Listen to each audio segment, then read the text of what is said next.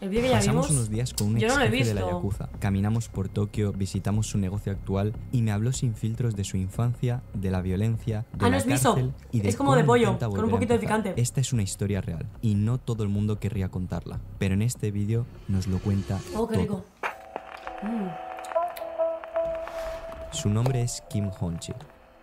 Durante años fue parte del mundo más temido de Japón. ¿Has matado a alguien?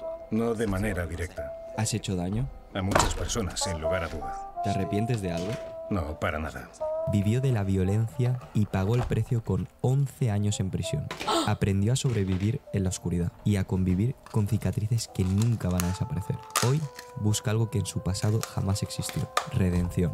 Pero la pregunta es, ¿de verdad alguien como él puede empezar de nuevo? Yo nací en Japón siendo un coreano denominado Zainichi, una etnia que fue marginada y discriminada. Cuando salí del colegio japonés me obligaron a ir a un instituto para coreanos y de ahí entré a la Yakuza. Estuve en una organización muy violenta durante 20 años, lo que me llevó a ir a prisión 8 años y medio por unos delitos que cometí. Me han encerrado 26 veces y he estado unos 11 años encerrado en prisión. Me retiré de la Yakuza, me he reformado y ahora estoy decidido a entrar en la política japonesa para demostrar que hay personas como yo que pueden cambiar su forma de vivir. La Yakuza es la mafia japonesa.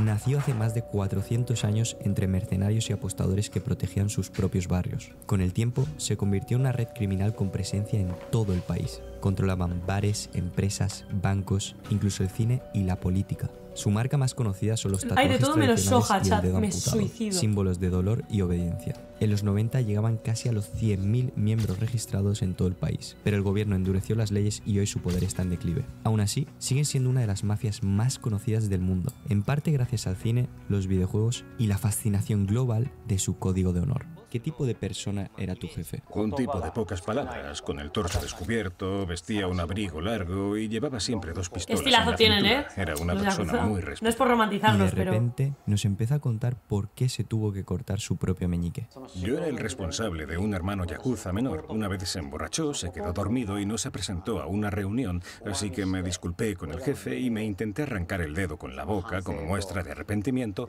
para que perdonara a mi hermano, pero me detuvo, dijo que no era necesario. Poco después le encontraron en su teléfono mensajes con una chica y vieron que se estaba quedando a dormir con ella. Ya había llegado tarde 3 veces por lo mismo y en la 4ª vez sí que perdí el dedo.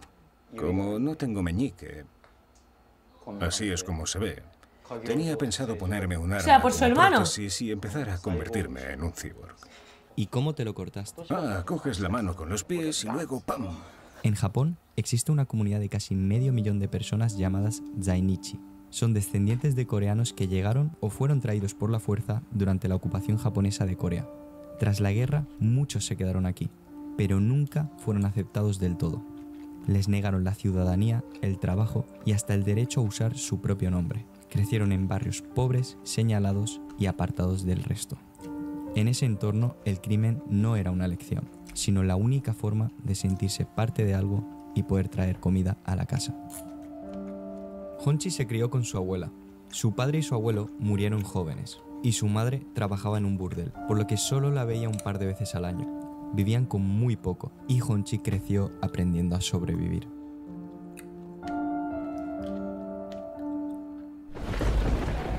Unos días después volvimos a ver a Hon-chi. Quedamos en sus oficinas, un edificio enorme que ahora le pertenece y desde donde maneja uno de sus muchos negocios actuales. Allí nos habló de su paso por la cárcel, 11 años entre rejas, y nos va a contar de primera mano cómo es realmente una prisión japonesa. ¿Puedo preguntarte por qué fuiste a prisión? Con la ayuda de mis hermanos yakuza, controlábamos a bancos y otras instituciones para realizar financiamientos ilegales desde las sombras, secuestros, extorsión. ¿Qué fue lo peor que viviste dentro? La falta de libertad es lo peor. Si lo comparamos con las prisiones del extranjero, la gran diferencia es que en Japón siempre tienes a guardias observándote las 24 horas. No puedes ni tumbarte ni descansar en ningún momento del día. Se nos exige realizar trabajos como la fabricación de muebles, mesas como esta de aquí. Nos daban un salario absurdo que no se puede concebir para un mes. Era trabajo de esclavo, unos 400 yenes. ¿En un mes? Sí.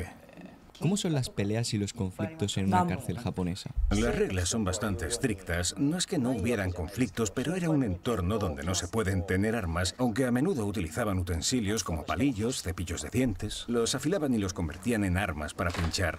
Las organizaciones yakuza, que están involucradas en rivalidades y conexiones externas, también se extienden dentro de las prisiones, donde pueden ocurrir peleas e incluso asesinatos entre los prisioneros. ¿Tú llegaste a ver algún conflicto? Por supuesto, lo viví en carne propia. ¿Fueron a por ti? Sí, también me atacaron un par de veces. ¿Cómo te sentiste al salir de prisión? Cuando escapé de aquel sufrimiento, intenté olvidarlo todo, pero nada cambió. Comencé a sentir mucha presión social. No tenía un lugar al que regresar ni al que ir. No paraba de preguntarme qué voy a hacer con mi vida. Al salir de la cárcel no tenía ningún tipo de estudios ni experiencia. Lo único que conocía era el sistema de la Yakuza. Y con esas mismas reglas empezó a construir su nuevo imperio. Y todo esto comenzó en nada más y nada menos que en la capital otaku, Akihabara.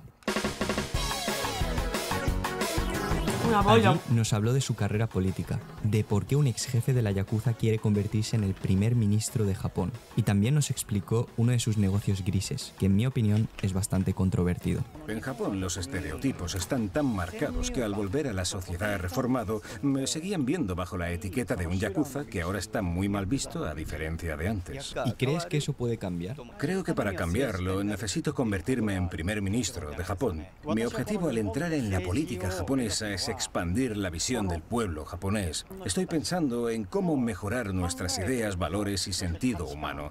Con esto no quiere decir que el nivel actual sea bajo, sino que hemos crecido en una cultura de paz en Japón donde la política no despierta ningún interés. Quiero enseñarles que una persona como yo, un ex criminal que ni siquiera tiene sangre japonesa, puede lograrlo. Que rendirse en el momento en que se pierde la esperanza es lo peor que puede hacer una persona.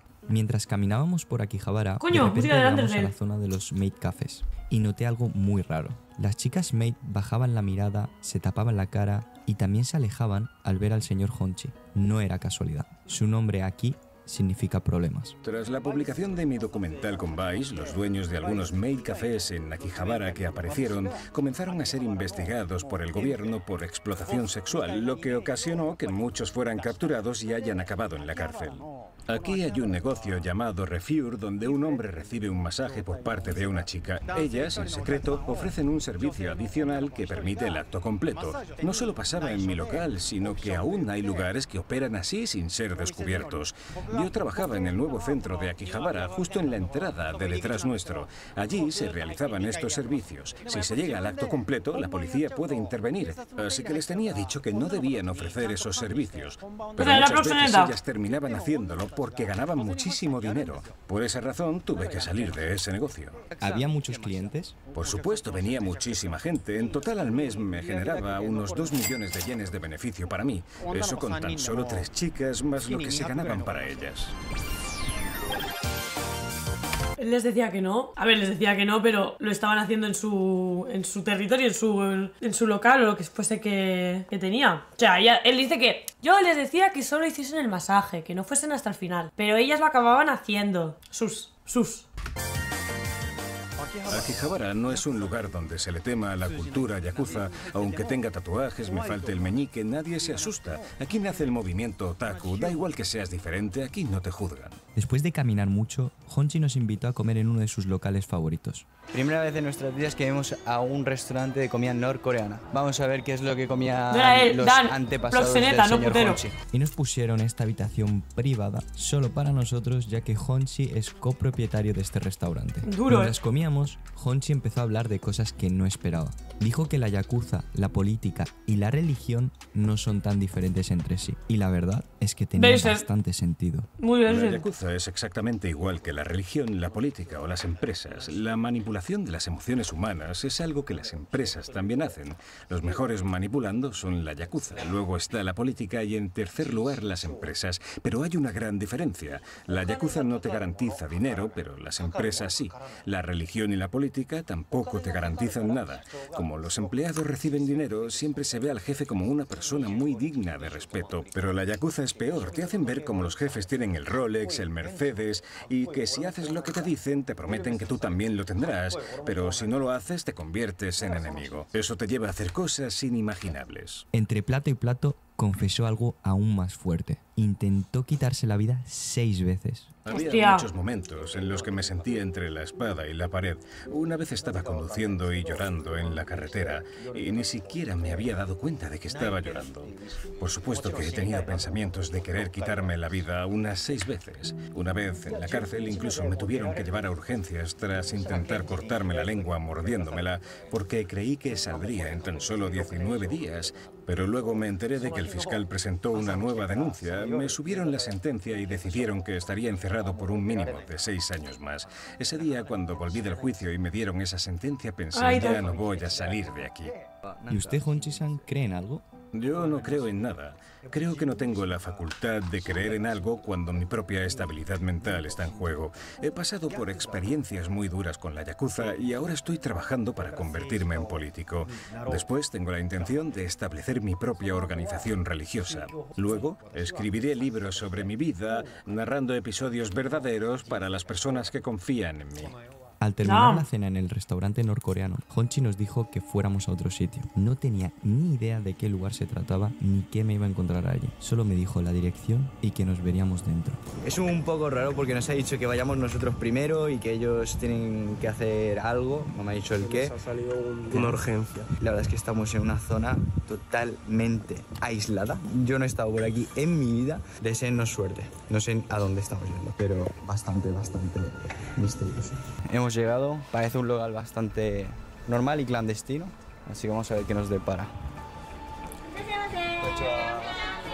Era mi primera vez en un snack bar japonés y sinceramente estaba bastante nervioso. No conocía el sitio ni sabía qué tipo de gente me iba a encontrar. También quiero recalcar que en cuanto entramos al local, una de las chicas le dio un sobre con mucho dinero a uno de los asistentes de Honchi. Ahí supe que estaba en su territorio. Pero una vez me senté en la mesa, vi que el ambiente era más de risa que de tensión. En la mesa se hablaba sin filtros de absolutamente todo. Coqueteo, sexo, bromas... Y en pocos minutos entendí que allí todo era más relajado de lo que parecía. Ahora están hablando de si usan utensilios sexuales durante el acto. Hablando de juguetes, el otro día me dijo Yuki que me recomendaba usar juguetes más grandes que tu propio juguete y me insistía que era lo mejor que había hecho en su vida. Ahí es cuando supe que la tenía pequeña. Déjame explicarme un momento. ¿Y cuál es tu favorito? Yo diría que el vibrador. ¿Y cómo lo usas cuando haces el misionero? Es una técnica secreta mortal. Tiene que ser el que tiene doble punta, ¿sabes? Se lo colocas así y erupción del Monte Fuji. Gracias a vosotros es que puedo hacer este tipo de cosas que son bastante surrealistas. Estar bebiendo con un ex yakuza aquí, en un snack bar, es una suerte. Hasta el señor Honchi también se soltó. Siendo sincero, mi tipo de chica ideal es una chica que tenga mucha experiencia. Por ejemplo, una prostituta ya sabe lo que es bueno y malo. Por lo tanto, si ya es experimentada, me puede enseñar cosas y aparte está conmigo. ¿No es el combo perfecto? Una respuesta interesante. Entre risas y copas, la charla era relajada, hasta que Honchi miró a uno de sus asistentes y le preguntó si seguía mal del hígado, porque podía conseguirle uno nuevo. No supe si era broma o iba en serio, pero el ambiente definitivamente cambió. Así que le pregunté directamente, ¿qué tipo de negocios grises hacéis ahora? ¿Hasta dónde puedo hablar, jefe? Inversiones, criptomonedas, especulamos con ventaja. Tenemos información privilegiada que nos viene de varias empresas y hablamos ¿Quién es el político? Tiene sentido. Tenemos personas de nuestra organización en esas multinacionales, por ejemplo, gigantes conocidos como Toyota, SoftBank, y esas personas tienen información confidencial. También le tuve que preguntar al señor Honchi que me aclarara la broma de antes, ya que no me había hecho mucha gracia. Y tras la explicación, no sé si me quedé más aliviado o más incómodo. No voy a mencionar un país específico, pero también nos dedicamos a ayudar a médicos y a profesores de hospitales universitarios que desean ayudar a personas con órganos enfermos, pero no los vendemos nosotros. Tampoco nos dedicamos a la trata de personas ni vendemos niños al extranjero. También nos dedicábamos mucho al comercio, a la exportación de productos como coches, estimulantes. No te puedo dar más detalles. Al salir del bar me tocó pagar la cuenta. 48.000 yenes, unos $320 por un par de cervezas y una hora en el local. Japón tiene estas sorpresas y este canal también. Así que si te gusta este tipo de vídeos, apóyalo con un like o una suscripción. Que créeme, fue la cerveza más cara de mi vida. Después de conocer a una persona como Honchi, entendí que detrás del ex yakuza hay una persona normal. Alguien que vivió una infancia dura, que se crió en... Siento que son muy peligrosos este tipo de vídeos. que- Son muy peligrosos, tío, porque romantizar ciertas... O sea, romantizar un yakuza. Me hablas de que tuvo una infancia dura y de que estuvo en la cárcel, de que lo ha pasado muy mal, de que quiere ser mejor persona, pero las barbaridades duras de verdad te las explica muy por encima y como él quiere. O sea... la pobreza y la violencia, y que aprendió a sobrevivir en el único mundo que conocía. Hoy vive entre lujos y negocios, moviéndose en esa línea gris donde no todo es bueno ni todo es malo. ¿Quiénes controlan los bajos fondos de Japón? Hay muchos grupos poderosos en Japón, tanto locales como extranjeros. ¿Lo controlan extranjeros? Japoneses. En el futuro, ¿quiénes crees que van a ser las personas que controlen Japón? ¿Qué pregunta más interesante? Es evidente, no hace falta decirlo. La organización que lo controlará muy probablemente será de los países con una población grande. Puede que sea China, Rusia o incluso Estados Unidos. Hay personas de esos países que ya están controlando Japón en términos de número, influencia política, poder económico y unidad. La política ya está interconectada mundialmente. El actual presidente Trump de Estados Unidos dice eso, pero en el fondo, ¿quién controla el mundo? ¿Dónde está el punto de mayor influencia? Muchos pensarían que en Estados Unidos, pero en realidad son dos países de Asia. Pasó de contarme las heridas que ocasionaron el acoso escolar que recibió a las marcas que lleva hoy en la piel. Sus tatuajes cuentan su historia. ¿Y quién mejor que él para explicarnos su verdadero significado? Como nací en el año de la serpiente, pedí que me la tatuaran porque es mi animal chino, pero me dijeron que lo mejor es no hacerlo, ya que eso podría tener consecuencias graves, como acortar mi vida. Tras abandonar esa idea, pensé en mi madre. Ella es dragón, algo especial para nosotros. El tatuador me mostró cómo hacía los dragones. Resultó que era un artista especializado en esos animales mitológicos. El dragón fue inspirado en el mes que nació mi madre. Nació en un mes en Japón donde hay un juego de cartas llamado Hanafuda. El mes en que nació mi madre era el de los crisantemos, que en Japón son las flores que se colocan al morir. Así que esparcí crisantemos alrededor del dragón para que me los pusieran cuando yo muera. Se dice que entre todos los dragones de todas las variantes y colores, el dragón que es completamente negro desde el vientre hasta los cuernos es el más poderoso de todos. Sin embargo, en China se dice que el dragón negro es demasiado fuerte, así que es mejor no tatuárselo. Generalmente los dragones son representados con 3 dedos, pero hay unos pocos que tienen 5. Así que le pedí que me tatuara el más poderoso, un dragón negro de 5 dedos. Entendí que su historia no va solo de crimen o redención, sino de cómo alguien sobrevive cuando el mundo te cierra todas las puertas. Hoy intenta vivir entre la luz y la sombra, buscando un lugar en una sociedad que aún lo juzga. Y al final, la pregunta queda ahí. ¿Merece una segunda oportunidad? ¿Qué habríamos hecho nosotros si hubiéramos crecido en su mismo lugar? じゃあ本地さん最後に迷ってる若者とかに一言は言いたいことはあります？若いうちは本当に何だろう、生きることとか勉強に励むとかいろんなこう友達と遊ぶとかいろいろあると思うんですよね。で本当大変だと思う。で大人になる前に時間も長く感じるだろうし、いっぱい悩むと思う。でも心配しないでほしい。大人になっても変わんないから。ただ一つ言えるのは、小さい頃に苦しい思い辛い思いしてる人間は大人になったら苦しいとか辛いとか思わないから、いっぱい辛い思いをしてるんだなって。No parece que le vea mal, el tío estuvo en la cárcel y ahora sigue siendo rico. Hombre, a ver, es que Yakuza, la de contactos que debes hacer. 自暴自棄やけを起こさず、きっと人間って悪いことがあればその分いいことがあるから、辛い苦しい思いをしてる分だけラッキーだったりハッピーだったりいいことしかないんだと思って、それを信じて生きてほしいなって思いますね。素晴らしい。素晴らしい。ありがとうございます本地さん。ありがとうございました。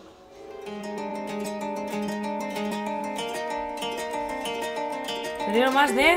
No se lee, tío, no se lee. No se lee si me pones aquí el vídeo. Desde de tus vídeos desde 1970, 90.